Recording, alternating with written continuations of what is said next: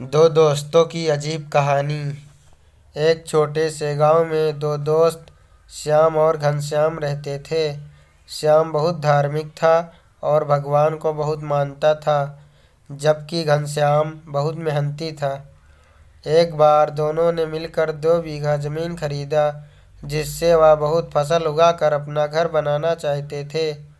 घनश्याम तो खेत में बहुत मेहनत करता था, लेकिन श्याम कुछ काम नहीं करता बल्कि मंदिर में जाकर भगवान से अच्छी फसल के लिए प्रार्थना करता। इसी प्रकार समय बीतता गया। कुछ समय बाद खेत की फसल पक कर तैयार हो गई, जिसको श्याम और घनश्याम ने बाजार ले जाकर बेच दिया और उनको अच्छा पैसा मिला। घर आकर घनश्याम ने श्याम को कहा कि इस धन का ज़्यादा हिस्सा मुझे मिलना चाहिए, क्योंकि मैंने खेत में ज़्यादा मेहनत की है। यह बात सुनकर श्याम बोला, नहीं, धन का तुमसे ज़्यादा हिस्सा मुझे मिलना चाहिए, क्योंकि मैंने भगवान से इसकी प्रार्थना की थी, तभी हमको अच्छी फसल हुई। भगवान के बिना कुछ संभव नहीं है। धन के बंटवारे को लेकर दोनों गांव के मुखिया के पास पहुंच गए। मुखिया ने दोनों की सारी बात सुनकर उन दोनों को एक एक बोरा चावल दिया, जिसमें गेहूं मिले हुए थे। मुखिया ने कहा कि कल सुबह तुम दोनों को इसमें से चावल और गेहूं अलग करके लाना है, तब मैं फैसला करूंगा कि इस धन का ज़्यादा हिस्सा किसको मिलना चाहिए। दोनों चावल की बोरी लेकर अपने घर चले गए।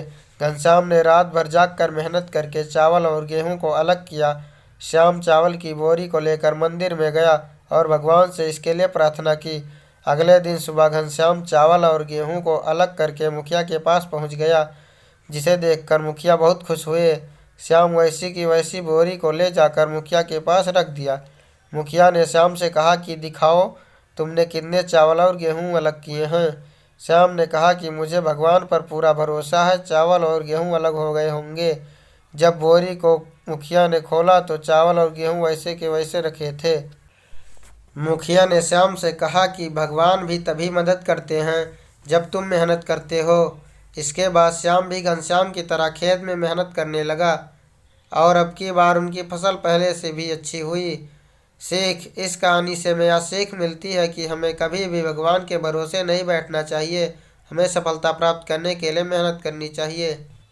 दोस्तों, कहानी अच्छी हो तो हमारे चैनल को ज़रूर सब्सक्राइब करिएगा।